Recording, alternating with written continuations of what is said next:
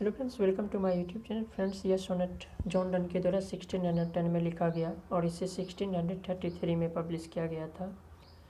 John Donne English के एक निबंधकार, poet, दार्शनिक और मेटाफिजिकल पोइट के संस्थापक के रूप में माने जाते हैं।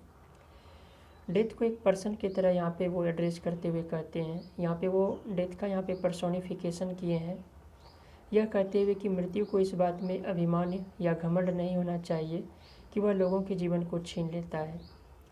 वो यहाँ पे मृत्यु के प्रभुत्व को यानी कि इसको पावरफुल मानने से वो इनकार किए हैं, यह कहते हुए कि मृत्यु लोगों को नहीं मारता, बल्कि यह उसके आत्मा को इस सांसारिक दुखों से मुक्त करके अनंत जीवन की ओर ले जाता है। पॉइंट डेथ को नींद या रेस्ट से यहाँ पे तुलना करते हैं। उनको मृत्यु के लेकर कल्पना है कि यह नींद और रेस्ट से अधिक सुखद होता है। ये तो मैंने कुछ पोएम के समरी के बारे में डिस्कस किया। चलते हैं अब इसके लाइंस को समझते हैं। Death B not proud though some have called thee mighty and dreadful for thou art not so. Death को पर्सोनीफाई करते हुए पॉइंट कहते हैं कि डेथ, मृत्यु तुम इतना घमंड मत करो। Though some have called thee mighty and dreadful, हालांकि कुछ लोगों ने तुम्हें माइटी एंड ड्रेडफुल कहा है, यानी कि ताकतवर और भयावह। फॉर दो आर्ट नॉट सो, पर तुम ऐसे नहीं हो। फॉर दोज हुम thou think'st thou dost overthrow die not, उन लोगों को जिसको डेथ समझता है कि वो उन्हें मार दिया है, असल में वो लोग वास्तव में मरते नहीं हैं। उनकी आत्माएं इमॉर्टल हो जाती, अमर हो जाती है। नॉट येट कैंस्ट दो किल मी, ना ही डेथ के पास इतना पावर है कि वो पॉइंट को भी मार सके।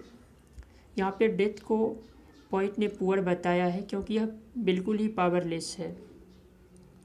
From rest and sleep which but the pictures भी, यहाँ पे पॉइंट ने डेथ का तुलना रेस्ट और स्लीप से वो करते हैं और वो बताते हैं कि ये दोनों ही डेथ का ही एक परछाई है, रेस्ट और स्लीप।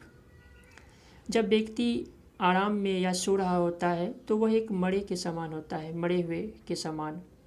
इसलिए यहाँ पे रेस्ट और स्लीप को डेथ का प्रतीक माना जा रहा है। Much pleasure then from thee much more must flow, यदि हम रेस्ट और स्लीप से आनंद हमें मिलता है तब तो हमें डेथ से और भी ज़्यादा आनंद मिलेगा, प्लेजर मिलेगा। And soonest our best men with thee do go, best men उन लोगों के बारे में बोला गया है जो जल्द मर जाते हैं।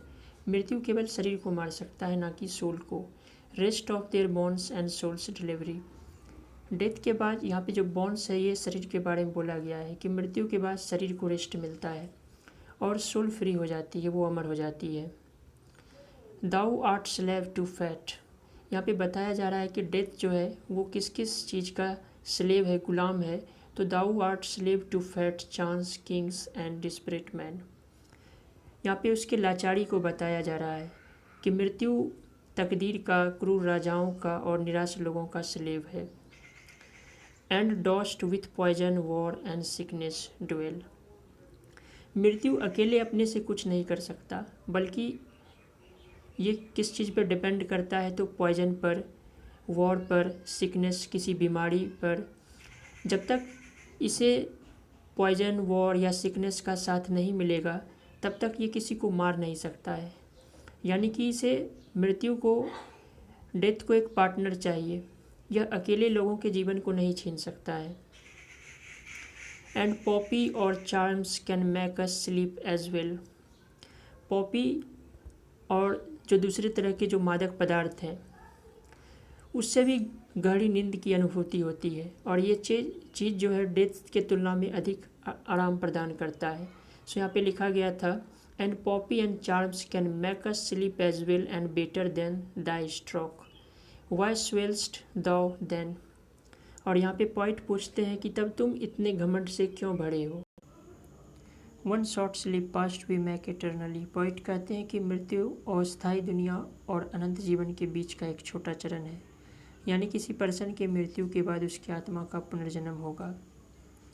And death shall be no more, और फिर डेथ नहीं होगा, और यह डेथ ही है जो अंत में मरने वाला है, क्योंकि इसका पावर किसी व्यक्ति के सोल पे नहीं होता। डेथ दो सेल्ट